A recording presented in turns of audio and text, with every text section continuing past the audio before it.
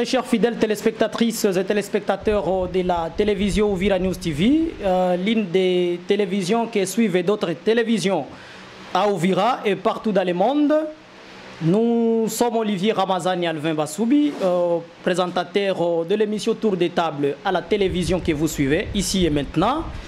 Aujourd'hui, nous avons le privilège pour la toute première émission de l'année 2023. Nous avons le privilège de recevoir des grands classiques fils d'Uvira que vous allez devoir découvrir par leur propre présentation. Ensemble avec eux, nous allons essayer un peu de passer en revue les problèmes ou la problématique de la route Mwami dans la première et la deuxième phase, laquelle des routes, vous l'aviez souvent entendu, et jusqu'à maintenant, il ne reste qu'une réalité à découvrir. À ma droite, je suis avec quelqu'un qui va devoir se présenter. Bonjour, messieurs. Bonjour, messieurs les journalistes. Merci pour l'invitation. Bonjour aux co-débatteurs ici sur le plateau. Bonjour aux téléspectatrices et téléspectateurs de Uvira News TV.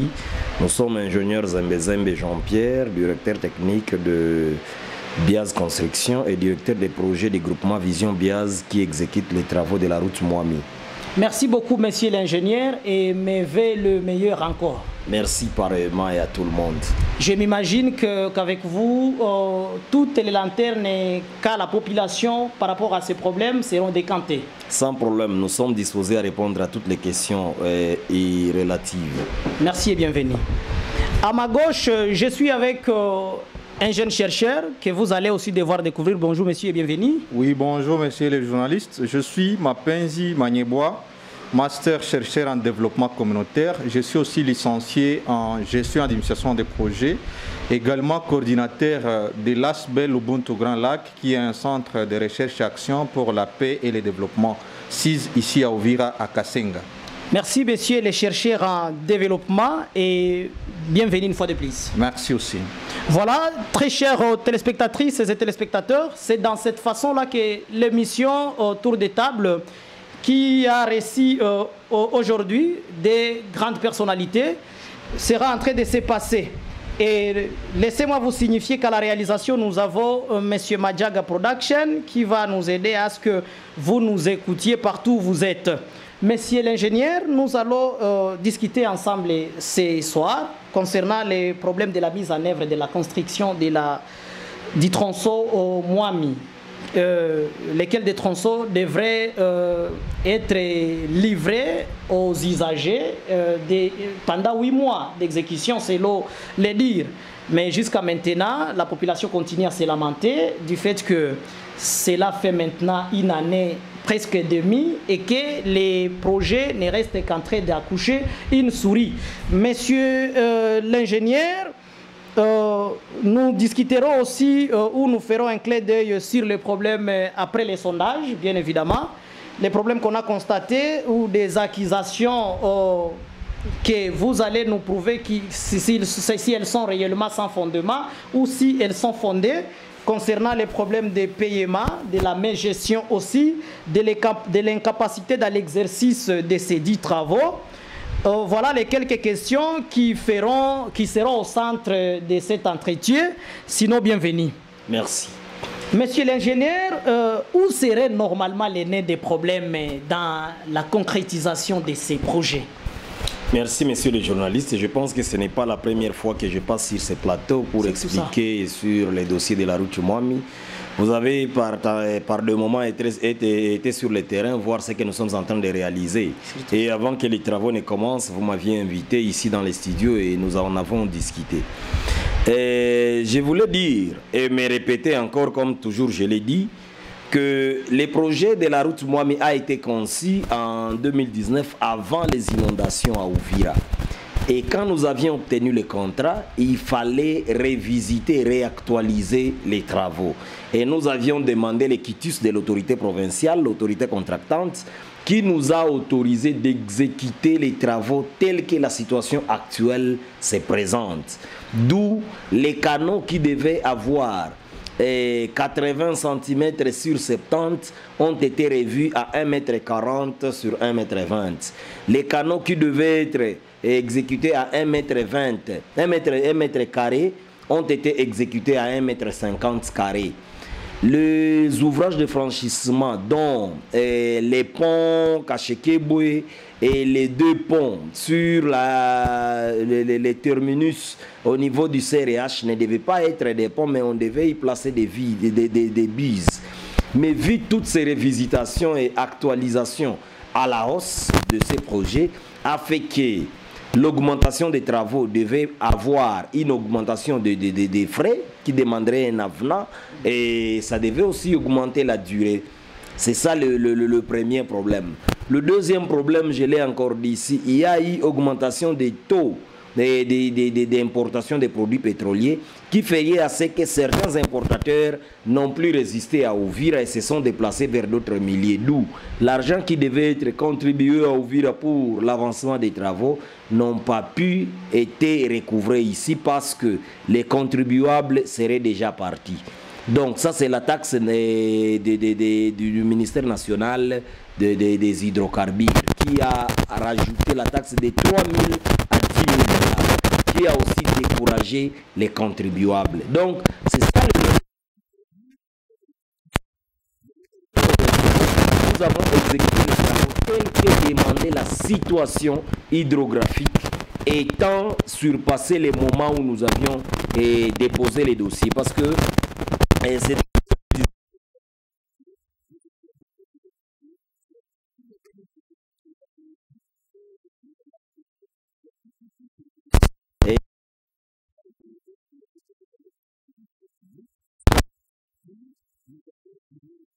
après les inondations. Voilà que quand nous avions signé les contrats en 2021 et quand nous avions signé les contrats, la loi portant sur le marché public demande à ce que après 6 mois qu'un projet a été soumis, après 6 mois, il faut de la révisitation pour actualisation de ces projets. Chose qui n'a pas été faite, mais quand nous nous sommes retrouvés sur le terrain, pendant que le contrat était agréé, il y avait urgence. Il y avait la route à réhabiliter. La route, moi, était devenue impraticable, surtout à la première phase de la RN5 vers Kachekeboué. Il y avait déjà l'argent, une partie d'argent était déjà contribuée par les pétroliers qui étaient dans les comptes, qui est dans les comptes ici à l'FBN Bank. Voilà que l'urgence était imposée et le gouverneur de province avait dit que non. Autre chose, autre actualisation, l'AVENA, études sur l'AVENA et consorts seront faites pendant que les travaux seront en train d'être exécutés parce qu'il y a l'argent, il y a la route exploitée, les contrats, il y a déjà l'entreprise qui a été présélectionnée après études et compétitions pour faire cette route. Voilà que nous avons exécuté. Et que pendant l'exécution, on continuait toujours à actualiser avec notre mission de contrôle et avec d'autres missions qui venaient de Bukavu pour voir les évolutions des travaux. Et jusqu'à preuve de jusqu'à maintenant, où nous avons terminé tout l'assainissement de travaux et il ne reste que poser les pavés. Nous avons déjà acheté une grande partie des travaux, vous les aviez vus, nous avions visité ensemble. Nous avions commencé à mettre les bétons de contre-bitage. Il y avait des travaux non prévus mais que nous avions exécutés. Quand vous allez à Kachekeboué, il y a la valoir de plus de 35 mètres que nous avions construit et il y a les ponts Kachekeboué qui n'étaient même pas prévus. On a aussi ajouté 18,8 mètres qui n'était pas prévu pour atteindre ces ponts Kachekeboué. Parce qu'on vous a ajouté de l'argent, je m'imagine. On nous a pas ajouté, ça devait ajouter de l'argent que jusqu'à présent nous n'avons pas encore reçu. C'est ça l'avenant que nous sommes en train de demander pour que nous puissions actualiser. Alors, et il y a aussi, parce que les travaux routiers, plus ça reste en jachère, plus ça continue à se dégrader. Et que nous avions demandé qu'il y ait actualisation même de l'avenant que nous avions demandé, parce que l'argent qu'on a demandé pour l'avenant, c'est depuis le mois de février de l'année passée que nous avions demandé. Jusqu'à présent, on ne nous a pas encore attribué ça. Et que la route continue à se dégrader davantage. D'où il y a des ravines, il y a déjà des nids de poules dans la route. route, il y a déjà une partie que la praticabilité de la route devient un peu difficile, d'où nous avions demandé à l'autorité provinciale de nous envoyer son équipe technique ensemble, nous puissions évaluer pour revoir ces montants demandés à l'AFNA, parce que même si on l'octroyait maintenant, ça ne pouvait plus terminer les travaux. Et c'est le travail que l'autorité provinciale nous a donné, nous a accepté de faire avec notre mission de contrôle, l'OVD, de lui faire l'évaluation générale des travaux à exécuter, qui est déjà exécuté, à quel pourcentage, quel est le montant. Et nous en avons fait, à partir du 15 décembre, nous avons envoyé, et toujours des répétitions en attendant qu'on donne l'argent pour que nous finissions les travaux. C'est-à-dire après les différentes revisitations, la population jusque-là a tort de revendiquer le retard de livraison? La population n'a pas tort de revendiquer, mais seulement la population se trompe des cibles de revendication. Parce que nous, nous sommes vendeurs de services et en vrai dire, nous n'avons pas les contrats sociaux avec la population pour lui remettre la route Mwami. Celui qui a les contrats sociaux avec la population, c'est le gouverneur de province, parce qu'il a présenté son plan avant de postuler pour être élu gouverneur de province. Mais nous, nous ne sommes que des vendeurs de services. De tels vendeurs de services que quand on met à notre disposition tout ce dont nous avons besoin, nous achevons les travaux à temps. Par rapport aux 8 et 9 mois, les travaux, les délais d'exécution étaient de 9 mois. Mais nous avions, l'ingénieur donne la quantité du travail. Les délais d'exécution correspondent à la quantité du travail que nous avons à exécuter. Et nous avons évalué la quantité de travaux à exécuter à la route Mwami à 9 mois. Et quand on ne met pas à notre disposition tous les matériaux nécessaires pour que nous achevions ces 9 mois, messieurs les journalistes, vous allez constater avec nous que plus nous demandons l'argent, on ne nous le donne pas, plus les délais d'exécution est en train d'augmenter. C'est-à-dire que c'est les gouverneurs au niveau de la province qui bloquent la machine à ne pas... Il y avait la difficulté aussi des contributions. Quand le gouvernement national, au niveau du ministère national des hydrocarbures, avait haussé les prix, il y avait ralentissement, il y avait un problème de ralenti des contributions. Et dans les contrats, les montants qu'on devait nous donner, parce que les marchés publics, ce n'est pas un marché privé comme qui construit sa maison propre, que quand il a un sac de ciment, il peut avancer les travaux. Non, il faut que c'est à terme des pourcentages que nous sommes financés. Et quand le pourcentage de financement n'est pas décaissé, on ne saura pas libérer l'argent. C'est ainsi qu'après révisitation, après que nous ayons demandé qu'il y ait encore révisitation sur l'AVNA, parce que la route continue à se dégrader, au fur et à mesure que l'argent traîne à nous être attribué, et que nous sommes en train alors d'attendre qu'on nous donne l'argent pour que nous achevions. Mais parce que la dernière phase d'exécution des travaux, les matériaux, nous les avons déjà dans le pavé que vous voyez là-bas. Nous avions déjà commencé à entreposer la latérite pour la couche de base et des fondations. Nous en avions déjà fait. La route, nous l'avions déjà nivelée, reprofilée. Et à la deuxième phase, on avait déjà commencé à mettre le béton de contributage sur 175 mètres. Béton de contributage, c'est un ouvrage. C'est un poste pouvant séparer les pavés des parois des canalisations. Mais nous avions déjà fait une partie et nous avions déjà entreposé même les sables pour recevoir les pavés. Mais malheureusement, l'argent ne nous est pas encore attribué pour terminer les travaux. Voilà un peu qu'on peut brosser avant qu'on ne réponde à d'autres questions. Merci beaucoup. Merci, monsieur l'ingénieur. Nous allons revenir sur vous, sauf que je vous inviterai à mettre un peu la dose, un peu de long dans la dose, des termes techniques en fait que les téléspectateurs comprennent facilement. Voilà. Nous revenons vers messieurs les chercheurs. Quelle analyse faites-vous de la construction du tronçon Mwami une année et demie déjà?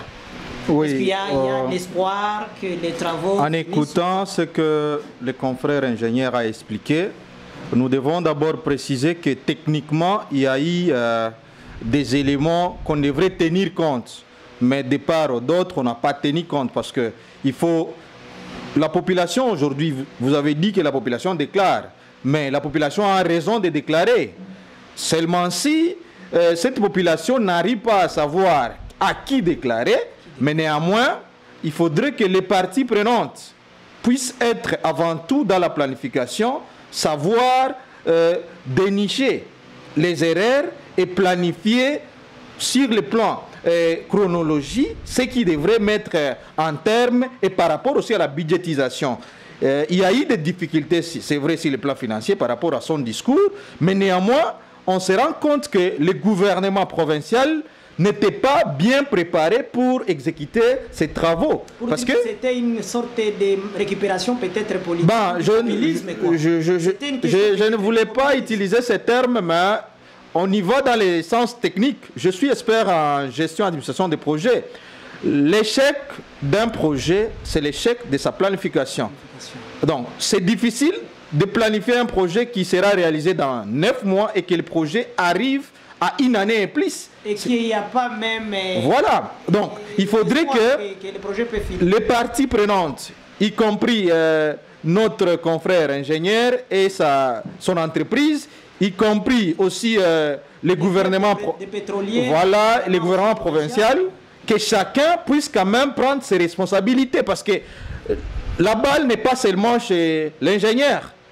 C'est pourquoi les mouvements de pression devaient aussi savoir comment jouer les jeux, parce que nous avons envie, les soi-disant mouvements de pression, ils devraient mettre pression au gouvernement provincial, ils devraient mettre pression au club des pétroliers pour quand même qu'ils puissent contribuer. L'ingénieur va avoir l'argent qui va sortir. Il n'est qu'un agent exécutant. Lui n'a pas la décision. Et si oui, qu'il n'arrive pas à bien jouer son rôle, le patron n'a qu'à lui manger pour engager notre entreprise. Techniquement, l'ingénieur, si oui, qui devrait, ou soit son entreprise, devrait avoir tort, ça devrait être sanctionné par le patron qui l'a engagé. Mais comme son patron continue à avoir tort, c'est pourquoi l'ingénieur continue dans son travail. Parce qu'en regardant ce que l'ingénieur a expliqué, techniquement, le projet a déjà dépassé sa phase d'exécution. Et cela amène à ce que les couches de la population, dont la majorité est ignorante, commencent à pleurnicher et commencent même à plaider sans savoir les stratégies à utiliser et surtout à qui plaider. Parce que dans un projet, il y a ce que nous appelons les parties prenantes. Qui est le patron de ces projets? Qui finance qui? Quand? Comment? Tout ça, est-ce que la population est au courant des circuits de l'argent? Est-ce que la population est au courant de la source de ces financements? Parce qu'on peut nous dire, voilà, c'est le gouvernement provincial qui finance. Oui, mais où est le moyen de sortir de ces financements? Vous avez écouté dans son speech, il faudrait que les pétroliers, je m'excuse, puissent contribuer. Et que est-ce qu'ils ne contribuent pas au moins? Vous avez écouté, il y a eu rehaussement des prix par le ministère national et certains pétroliers ont fui l'entité.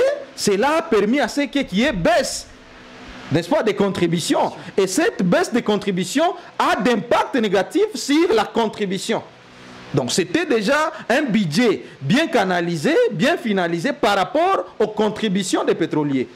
Est-ce que cette responsabilité n'est pas au moins partagée? Parce que, selon les dires, les clubs des pétroliers accusent la partie de l'ingénieur et ses collaborateurs d'être aussi à la base. Raison pour laquelle même la population, parce que la population ne fait que voir les exécutants. Et lorsque M. Zembe avec son équipe sont sur le terrain, du coup la population a toujours confiance que au moins la totalité des financements a déjà été donnée auprès de l'équipe exécutante. Est-ce que la responsabilité n'est pas au moins partagée? Vraiment, je peux préciser que c'est faux parce que en matière de projets, surtout dans les projets de construction, il y a ce que nous appelons le financement par phase. Souvent, dans les domaines de construction, on ne donne pas l'argent en un coup. On donne l'argent selon les phases. On vous donne l'argent pour la première phase, vous exécutez la première phase. Après avoir terminé la première phase, le patron va évaluer sur base de ce qui a été planifié, si vous avez bien exécuté. Et comment vous évaluez les travaux jusque-là faits par l'équipe de l'ingénieur? Normalement, ce n'est pas moi à l'évaluer parce que... Non, en tant qu'expert en matière. Normalement, je ne peux pas être à mesure, sinon je vais tomber dans les sentimentales. Pourquoi? C'est lui qui est... Avec vous, pas du tout, je n'ai pas peur de dire ce qui est vérité. On doit être logique parce que le problème de nous à Ouvira ici est que on veut diaboliser pour le plaisir de diaboliser. Je ne suis pas là pour lui jeter des fleurs, n'est-ce pas? Il peut avoir ses erreurs, mais techniquement, dans le domaine de l'évaluation, c'est lui qui évalue les projets, c'est les patrons, les bailleurs des fonds. Et s'il s'agissait des côtés, jusque-là, au moins avec ce qui se voit à l'ENI, au moins la compagnie Biaz Construction peut avoir combien? Normalement, dire qu'elle peut avoir 10, 8, 9, ça serait aussi quelque chose du fanatisme parce que je ne sais pas sur base de quels critères que je dois lui coter. Or, celui qui maîtrise bien... Il n'a rien fait jusque-là. Je n'ai pas dit ça, je n'ai pas dit ça. Nous voyons des œuvres, n'est-ce pas? Il a construit, la compagnie a construit. Mais on doit savoir sur base de quel plan. Parce qu'on doit les coter sur base de ce qui a été planifié. On s'est dit, voilà, ça a été planifié de faire ça, mais vous avez fait ça. Quelle est la différence de ce qu'il a fait par rapport à ce qui a été prévu de faire? Et c'est sur base de ça qu'on doit alors dire, voilà, tu mérites 8, tu mérites 7 par rapport à ce qui a été planifié. Mais comme on est à la télé, parce qu'on me demande de coter et que je cote, ça serait quelque part le fanatisme. Est-ce que l'autorité provinciale, là je m'adresse directement au gouverneur, son Excellence M. Théo Ngouabi Kassi, est-ce qu'il a la bonne volonté de finaliser ces projets au moins? Je ne crois pas. Je ne crois pas parce que si vous regardez bien, la situation politique a d'impact sur la construction des routes Mwami. Depuis que le gouverneur Théo Ngouabi a été bousculé au niveau de la province, je pense même les projets, les travaux ont commencé aussi à avoir un peu de lenteur, n'est-ce pas? Je vous informe que les travaux ont été suspendus depuis le mois d'octobre. Pas octobre, juillet.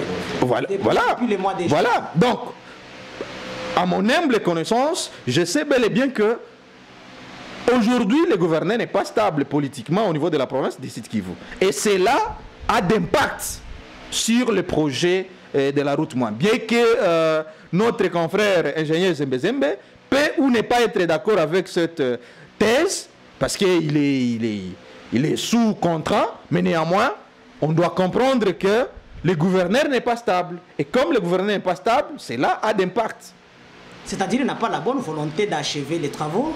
Il peut ou ne pas avoir ça, mais comme il n'est pas stable, ça affecte sur le projet. Il n'a pas de siège, ou parce qu'il n'est pas directement quelqu'un qui vit à Ouvira? Non, la question n'est pas d'être à Ouvira. La question, c'est par rapport à la situation politique de la province. Or, cette situation politique de la province... La situation a commencé à se répercuter après que les travaux ont été lancés et les travaux commençaient déjà. Oui, c'est ce que je viens de dire. Les travaux ont été lancés. Mais, je vous ai dit que les projets de construction, on finance des phases. On a financé la première phase, on a financé la deuxième phase, ainsi de suite. Mais la phase où nous sommes, ça entre ou ça continue ou ça a des relations avec la crise politique dans la province du Sud Kivu. Merci beaucoup, nous allons revenir vers vous. Merci. Monsieur l'ingénieur, entre vous comme organe exécutant, la FEC et la province, qui a tort?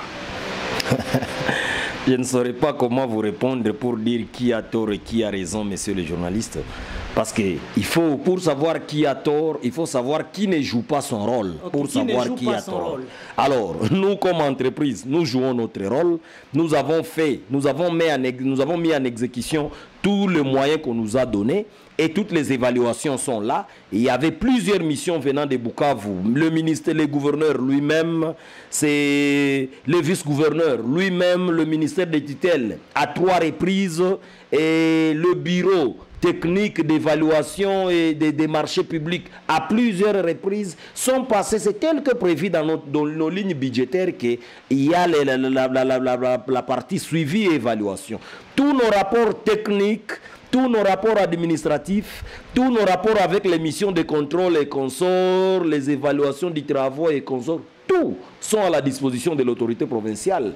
Et moi, je ne sais pas que vous allez attribuer les torts à qui. Mais ce que je vais rappeler à vous, le collègue ici co-débatteur vient de le dire, que quand il y a instabilité en province, quand la tête est déjà instable, tous les membres deviennent stabilisés. Il n'y a pas seulement la route Mouami que les gens peuvent voir qui est instable. Non, il y a tous les projets en province, avec la crise politique, sont instables. Ça ne peut plus respecter les délais d'exécution parce que, vous savez, vous êtes d'accord avec moi que le gouverneur de province avait fait au moins 3 mois d'abord à Kinshasa l'an passé pour toujours le problème de la crise politique qui était en province. Et actuellement, il y a aussi une crise en province du Sud Kivu, d'où la crise ne permettrait pas qu'il y ait vraiment activation de tous les projets et tous les financements nécessaires. Même d'autres partenaires d'exécution, même d'autres partenaires financiers ne pouvaient pas injecter leur argent là où il y a une crise politique parce qu'on ne saura pas, ça sera à la merci ou au bénéfice de qui. Mais au club des pétroliers, le club des pétroliers fait son travail de collecter les moyens, même s'il y aurait commencé à avoir une crise ou une perturbation dans les collectes, parce que les camions pouvant payer 2 400 000 francs congolais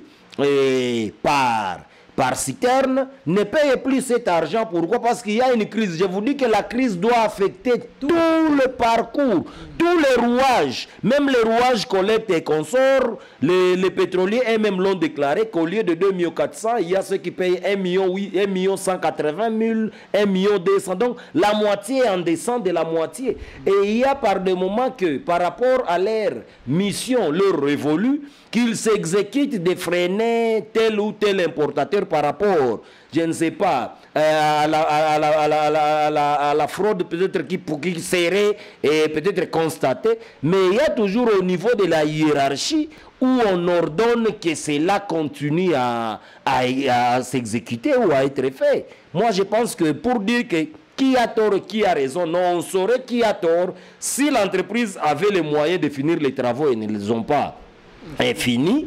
Si les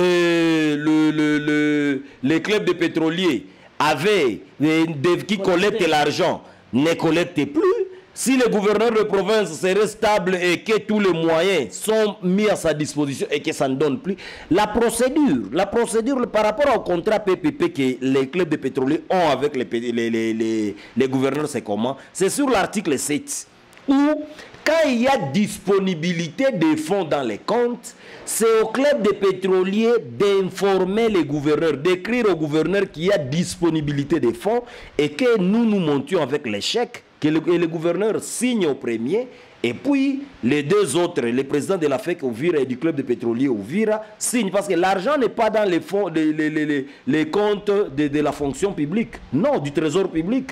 L'argent est dans les comptes FEC Club de pétroliers Ouvira, logé ici à l'FBN Bank. Mais c'est les jours. Ça, je vais préciser toujours.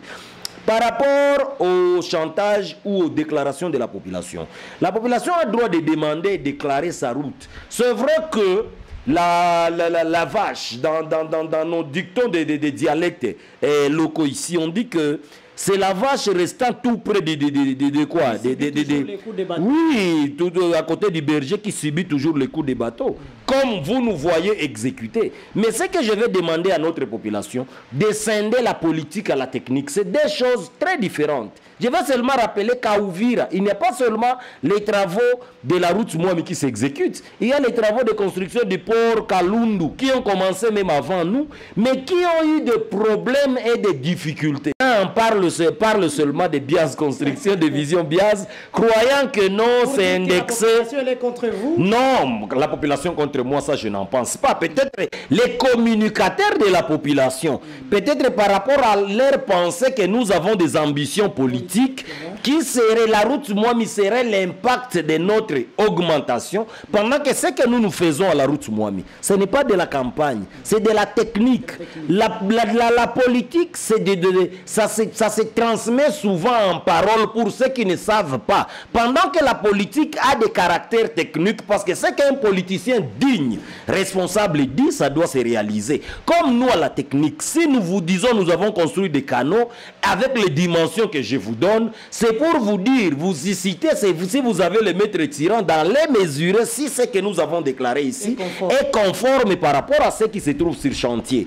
Alors, que les gens puissent dissuader et distinguer la politique à la technique, s'il y a les animateurs, parce que ce n'est pas la première fois que nous faisons toujours à démontrer ces gens. Notre projet avait connu aussi de difficultés, comme c'est que nos collègues qui exécutent les projets au port connaissent. Notre projet est exonéré, mais on n'a jamais eu la lettre d'exonération. Nous exécutons, nous achetons, parce que c'était un projet d'expérimentation, je m'excuse, c'était un projet d'expérimentation prouvant, parce qu'il y avait des prédateurs ici même qui amenaient d'autres sociétés pouvant venir faire un featuring avec nous et démontrer qu'ils peuvent exécuter cette route dans 2 mois. Je me suis dit, mon Dieu, où est-ce qu'une route avec des aléas, avec des exigences comme la route moi, mais avec des assainissements, des ouvrages de franchissement, pouvait être exécutée dans 2 mois?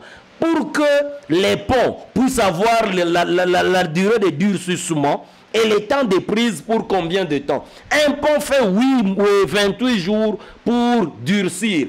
Et quand nous en avions construit 4, et vous me dites, ce n'est pas 4 construits simultanément. C'est séquentiellement comme nous sommes en train d'avancer avec les travaux d'assainissement. Et que vous dites que vous allez exécuter ces travaux pendant 2 mois. Et que vous avez d'abord 28 jours multipliés par 4, que les 4 ouvrages d'art devaient sécher. Donc vous trouvez que nous devons dire la vérité à la population. La même entreprise qu'on a amenée a eu au même moment que nous les travaux de la construction, c'est Trabemco, les travaux de construction de la route Ruzizi 2 à Bukavu. Le tel projet connaît toujours le même problème. Jusqu'à présent, le projet n'est pas achevé. Demandez à mon collègue ici, il fait souvent Bukavu. Il ne fait pas le pléonasme, mais seulement ici à Ouvira. Parce que je vous informe qu'il y a les gens qui parlent de la route Mwami sans même y arriver. Il y a les gens qui n'entendent qu'il y a les travaux qui s'exécutent au port sans aller y voir. Qu'est-ce qui s'est fait là-bas? Donc, c'est le problème. Nous avions été exonérés. Nous avions eu l'exonération en douane et taxes. Mais mon collègue ici qui est expert en gestion des projets, ils savent que nous ne pouvons pas venir avec du ciment à la frontière et exhiber les contrats que voilà, l'article 4, c'est dit que les contrats exonérés. Non, il faut le ministère national des Finances, que l'exonération soit écrite par le ministère national des Finances et que nous venions avec ça quand nous importions. Mais nous sommes en train d'acheter les matériaux au même prix. Pendant que dans les projets, ce n'était pas comme ça. Comme nous avions su que nous serions exonérés et que c'était un projet d'expérimentation de prouver aux gens que nous sommes à mesure, Ouvira nous sommes à mesure, nous sommes partis même en descend des normes techniques sur le marché. Parce que l'évaluation de la route Mwami en soi, pour son exécution, c'est 1,65 km, ça devait s'exécuter à le budget était de 1 160 000, mais qui était rabaissé jusqu'à 780 000. Donc d'autres rubriques, même les techniciens venant de Kinshasa et de Bukavu qui sont venus nous visiter et nous évaluer, ils nous ont dit que vous aurez des difficultés par rapport à cette exécution. Nous les avons dit non, nous avons l'exonération. Parmi ceux qui nous mettent en difficulté, c'est l'exonération pouvant nous permettre d'aller acheter les matériaux de construction aux usines. Messieurs les journalistes, c'est ce que je vous dis. C'est-à-dire avec cette diminution, que la population n'ait pas confiance que les travaux auront une fin quand même. Les travaux auront une fin. Je vous ai dit ceci, les travaux auront une fin. Et je vous précise aujourd'hui, une fois mettre tout le moyen à notre disposition, nous n'avons que 60 jours pour finir ces travaux. Nous aurons 60 jours pour terminer ces travaux. Nous avons demandé l'avenant en février parce qu'on savait que cet avenant nous serait attribué et comme il y aurait majoration de quantité de travaux, ça va, et qu'il y aurait à ce même pourcentage que les travaux seraient finis en février, mais on devait nous ajouter 2 mois. 60 jours comme les travaux ont été revus à la hausse et qu'en avril, comme les travaux ont été lancés en avril et qu'en avril, on remet les travaux. Mais malheureusement, avec les aléas, le système, l'instabilité du gouverneur de province, l'instabilité politique de la province du Sud-Kivu, la difficulté de la contribution et consort. Mais ce qu'il faut aussi retenir, que dans l'exécution des travaux de construction, ce sont les jours ouvrables. Mais quand il pleut, quand il y a des villes mortes, quand il y a des manifestations et consorts, comptabilisés, nous avons un expert en gestion des projets. Moi, je suis le directeur des projets. Chaque jour compte dans la gestion, dans la continuité ou dans les délais d'exécution d'un projet. Même pour l'allocation des engins, il y a les aléas indépendants du contrat. Donc, les calamités naturelles pouvant faire en sorte que les travaux seraient prévus ici et ça se remet comme ça. Nous espérons que peut-être prochainement, quand vous allez reprendre les travaux, si du moins ils auront à être repris, vous serez plus communicant vis-à-vis de la population afin de ne pas être encore réprimandé comme c'est le cas aujourd'hui. Messieurs les journalistes, ce sont les communicateurs de la population qui communiquent très mal. C'est vous, vous avez un bureau de la communication, messieurs les journalistes. C'est comme nous avons notre collègue ici avec qui nous discutons. Il a une couche de la population, il a un auditoire à qui il peut s'adresser. Il vient au bureau acquérir des informations. On lui donne des informations comme je les donne ici. Mais lui communique autrement. Parce qu'à Uvira, nous sommes comme si nous sommes à la justice de Pilate.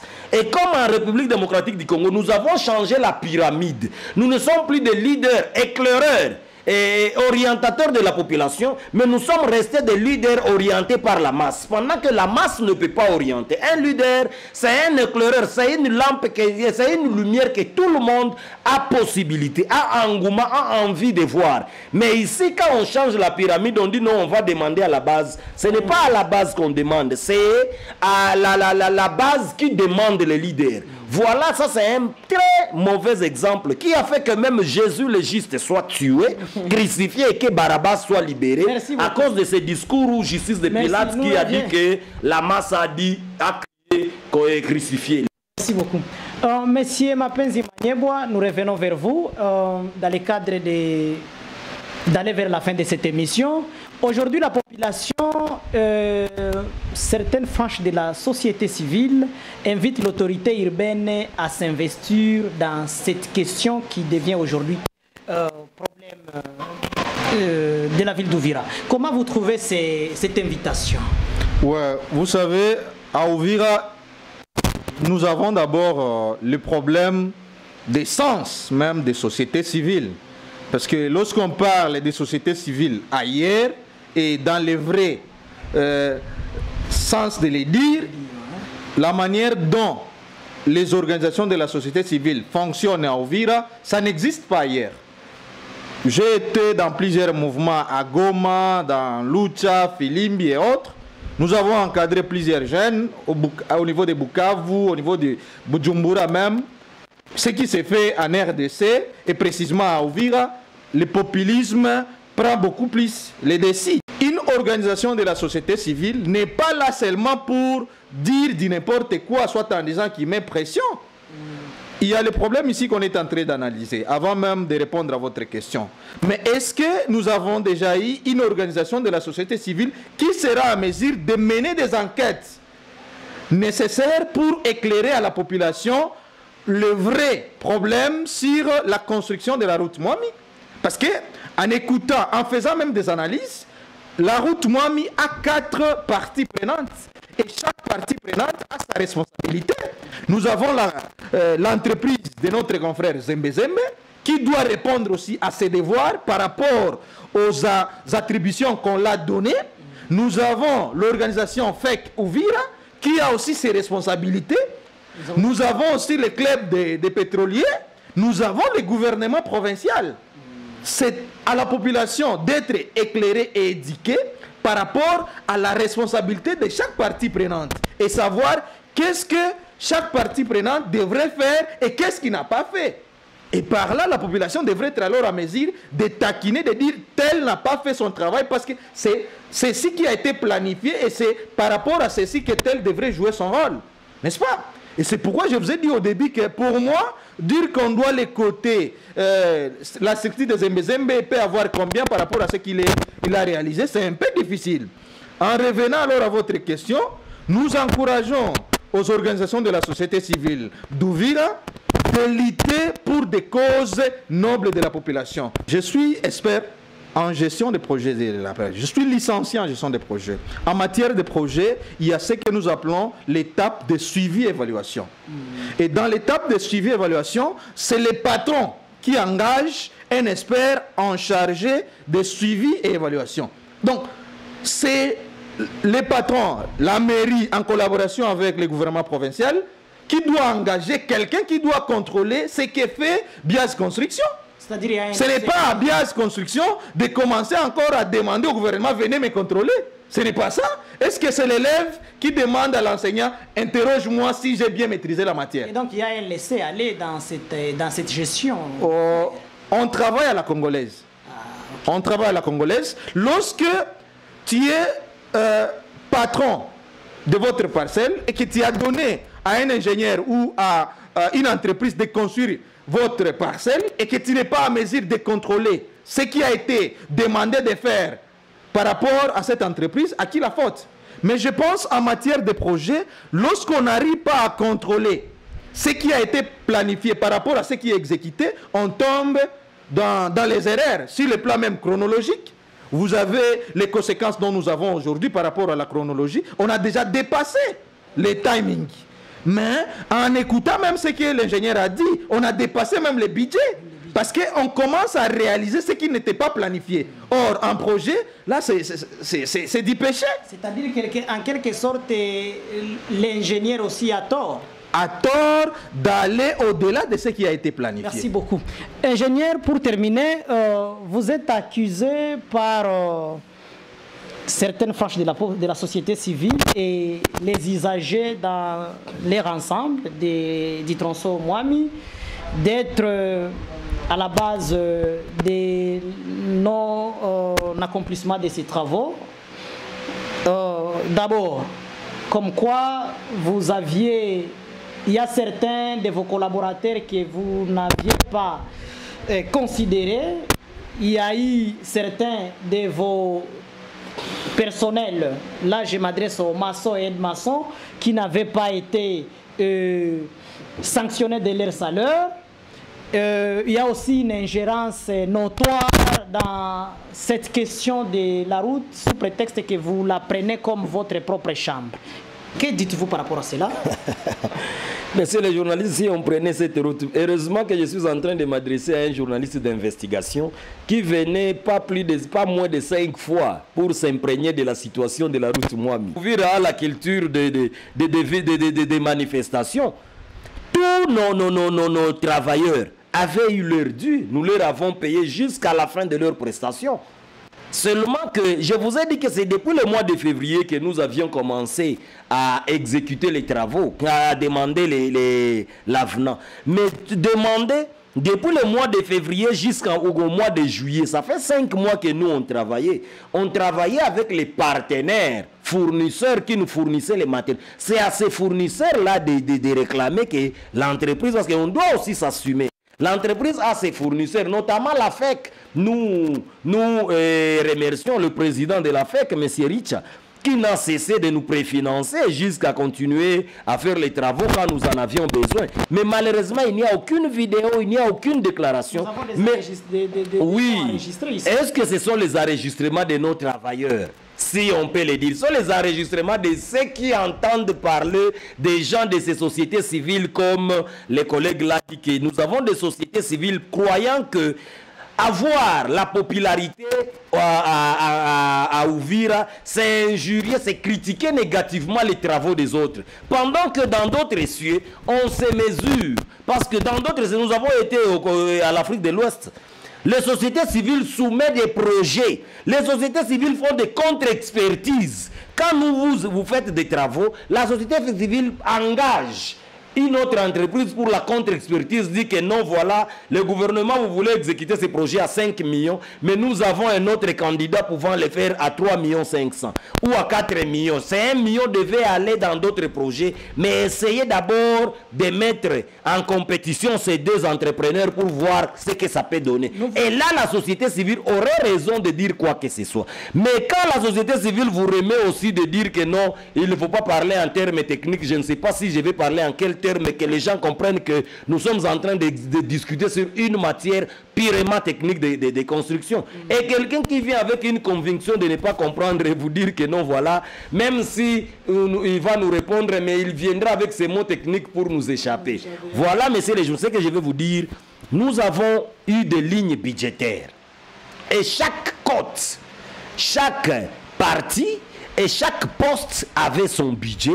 Et ces budgets, nous les avons respectés. Les gens avaient spéculé disant que non, vous avez loué des machines, vous avez amené des machines au moment qui n'était pas opportun, sans savoir les contrats que nous avions avec nos partenaires propriétaires d'engins. Merci beaucoup. Ils ne le savaient pas parce qu'avec eux, c'était par jour d'usage, par heure d'usage qu'on payait. Ils ont mis toutes les machines demandées à notre disposition. Nous avons payé tout ce qu'on devait payer. Et quand nous utilisons la machine, ils avaient leurs superviseurs et leurs opérateurs qui cotaient quand nous utilisons les machines. Et c'est à ce moment que l'on payait. Vous étiez nombreux en train de nous suivre. Merci beaucoup parce que vous aviez livré de votre état. Je signale que nous étions avec l'ingénieur, le répondant direct du groupement Vision Biaz Construction, aussi avec monsieur Mapenzi Manyebwa Di Cordo. Merci et restez toujours en train de nous écouter. Bye bye. Uvira News TV, multimédia service kwa ajili yako.